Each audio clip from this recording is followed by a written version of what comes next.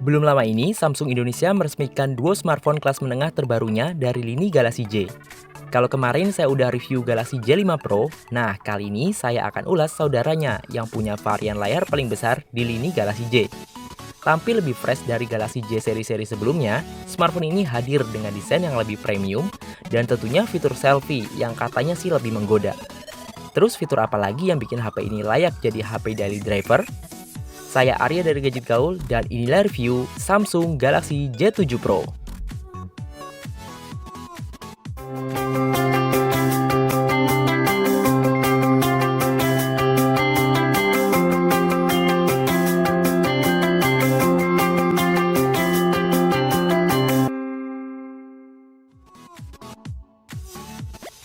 Seminggu belakangan pakai Galaxy J7 Pro, saya nemuin beberapa poin menarik kenapa HP ini layak jadi HP daily driver. Apa aja itu? Oke, pertama saya dibikin jatuh cinta dengan desain Galaxy J7 Pro ini. Hampir semua sisi bodinya dibalut material metal dengan build quality yang cukup solid. Tiap sudutnya didesain membulat, yang bikin nyaman di genggaman. Sekilas emang nggak jauh beda sih sama Galaxy J7 Prime, tapi yang cukup mancing perhatian adalah desain line antenanya di bodi belakang yang agak nyeleneh. Banyak yang bilang norak, tapi menurut saya desain kayak gini asli fresh banget dan kesannya nggak niru-niru brand lain. Bagian depannya nggak kalah cakep dengan layar lengkung 2,5D yang udah dilapisi kaca kuat Corning Gorilla Glass 4, sehingga pakai screen protector bukanlah suatu keharusan lagi. Yang saya suka, tipe kaca di layar ini nggak gampang ninggalin sidik jari atau lengket pas jari lagi pada keringetan. Kalau bahasa dewanya, mungkin ini jenis layar oleophobik kali ya. Untuk menambah kegantengan bodinya, Samsung udah ngasih bonus jelly case secara cuma-cuma. Nggak cuma jelly case ala kadarnya, yang biasa jadi bonus di HP merek lain. Jelly case Samsung ini punya sudut yang tebal yang tentunya berikan perlindungan yang lebih saat HP ini nggak sengaja jatuh atau kepentok meja. Ya asal jangan jatuh ke pelukan mantan aja sih, nanti malah jadi baper deh. Yang kedua, saya suka banget sama layarnya. Ya, emang sejak Galaxy J7 generasi pertama, kecuali Galaxy J7 Prime ya, karena masih pakai TFT LCD, layarnya itu Super AMOLED, yang nggak perlu diraguin lagi kualitas tampilannya, mau itu di indoor atau di outdoor. Hadir dengan resolusi Full HD, nonton film atau video di layar Galaxy J7 Pro ini kerasa banget tajamnya. Apalagi layar 5,5 inchinya yang terbilang lebar, nikmatin banyak konten multimedia bakal puas banget di HP ini. Doa para fans Galaxy J soal absennya fitur auto brightness selama ini akhirnya dikabulin sama Samsung. Iya, seri Galaxy J7 Pro udah dibekali sensor cahaya, yang artinya punya fitur untuk ngatur brightness layar secara otomatis sesuai dengan kondisi cahaya sekitar. Lebih baik telat sih daripada nggak ada lagi. Oh ya, selain auto brightness, HP ini juga ngenalin fitur baru yang belum pernah ada di seri J7 sebelumnya, yaitu Always On Display. Ya, fitur ini pada dasarnya akan memudahkan kamu untuk ngecek waktu atau berbagai notifikasi lainnya tanpa harus buka kunci layar HP dulu.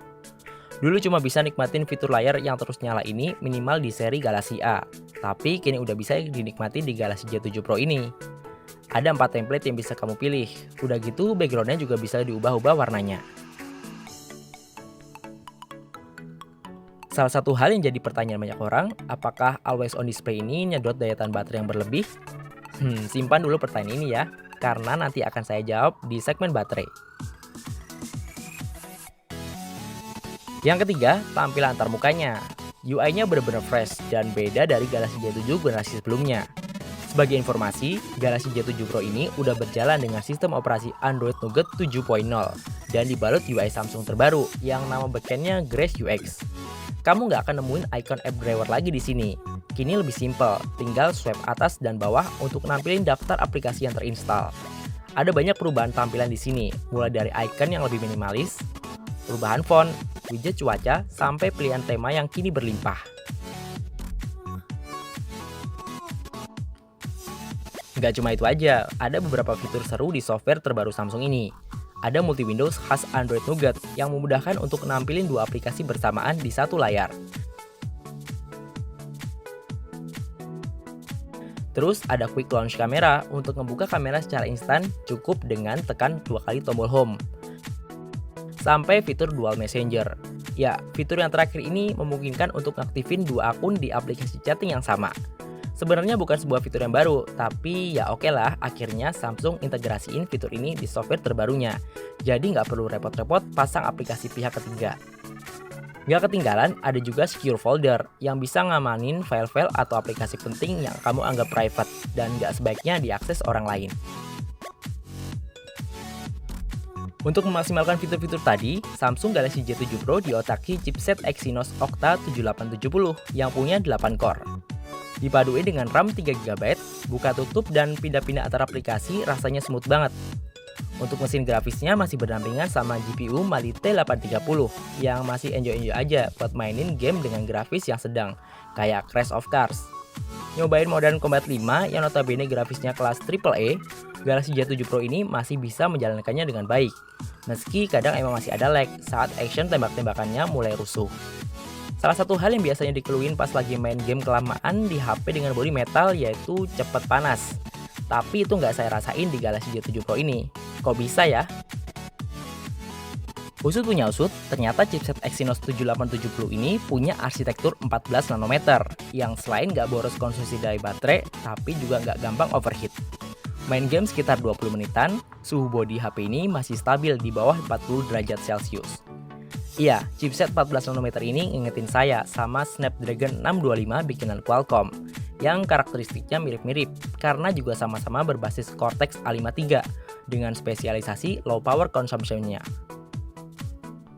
Dengan tagline More Than Selfie, kamera depan jadi salah satu nilai jual utama Samsung Galaxy J7 Pro. Ya, dibekali resolusi 13 megapiksel, bukan lensanya cukup lebar untuk ukuran kamera selfie, yaitu f1.9. Ya, dengan buka lensa yang lebar ini, selfie di berbagai kondisi nggak jadi masalah. Di low light pun masih asik. Terus kalau selfie di malam hari? Untungnya Samsung Galaxy J7 Pro udah dibekali LED flash di kamera depannya, yang dipaduin dengan screen flash untuk menghasilkan pencahayaan yang lebih rata di bagian muka. Fitur Face Beauty juga nggak absen, tapi ya saya rasa fitur ini lebih cocok buat kamu hawa. Apalagi yang belum sempat touch up, tapi pengen tetap majang foto selfie di Instagram. Nah, berikut ini hasil foto selfie-nya.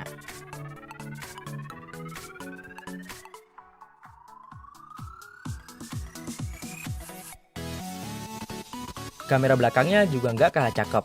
Punya resolusi yang sama-sama 13 megapiksel, bukaan lensanya udah kayak HP flagship. Ya, f1.7.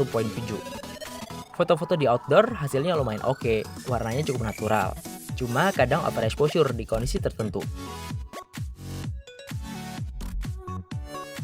Fitur HDR-nya juga udah cukup optimal untuk menyeimbangkan area terang dan gelap di suatu objek foto. Yang kerasa kurang mungkin autofokusnya, lambat banget buat ngunci objek. Jadi ya kudu ekstra sabar dan stabil megangnya kalau nggak mau hasil fotonya ngeblur.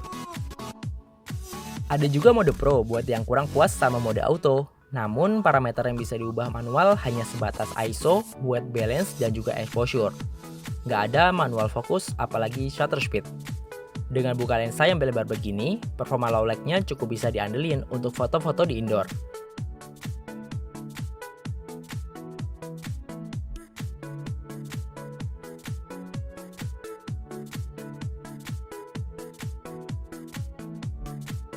Namun ukuran sensornya yang kecil yaitu cuma 1,12 mikron, noise-nya masih cukup menghantui saat foto-foto di tempat yang miskin cahaya. Mengaktifkan LED flash mungkin cara yang cukup bijak untuk mengatasinya.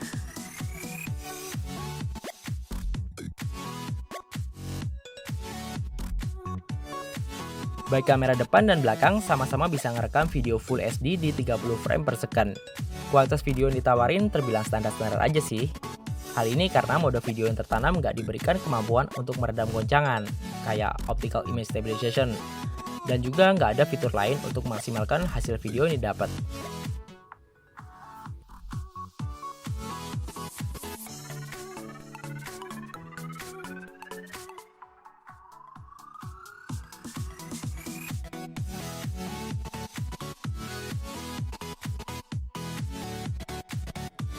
Yang kelima, konektivitas dan sensor HP ini yang nyaris komplit.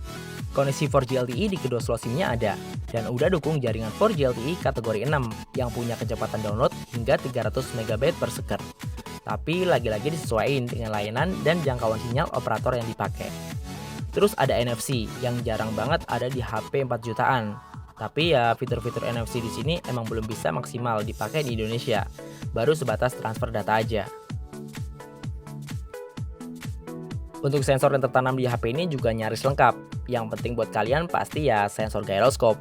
Ada kok, jadi bisa mainin konten atau game-game VR atau video 360. Sensor sidik jari di depan ini juga responsif banget. Meski ada di tombol home fisik, tapi buat unlock HP cukup disentuh aja. Untuk menjalankan fitur-fiturnya yang udah disebut tadi, Samsung Galaxy J7 Pro dibekali baterai 3600 mAh.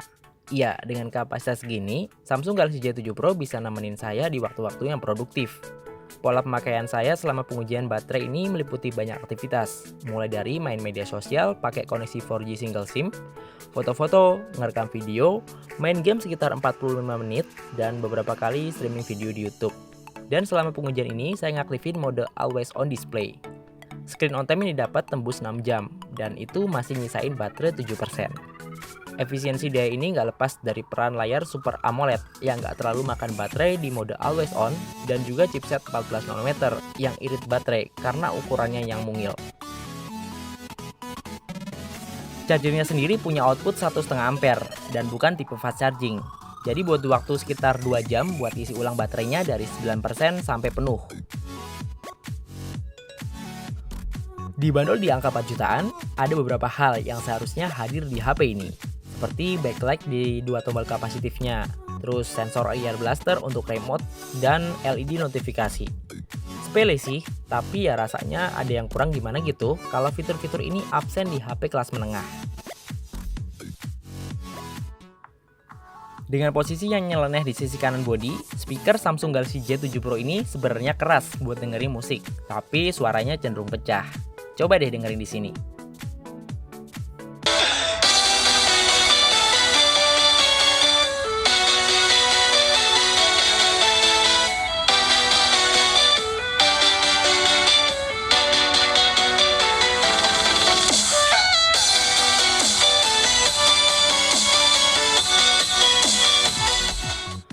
Untuk kualitas mikrofonnya udah lumayan oke.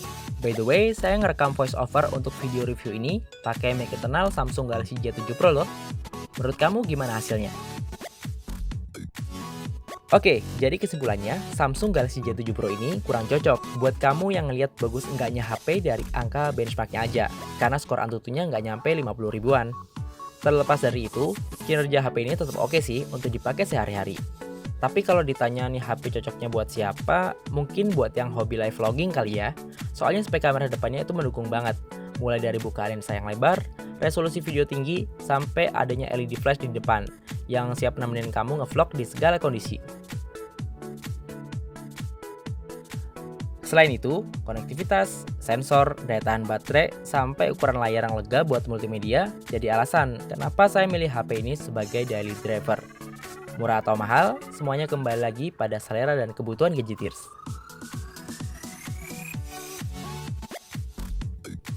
Untuk spek lengkap dan link pembelian Samsung Galaxy J7 Pro, kamu bisa cek linknya di kolom deskripsi di bawah video ini.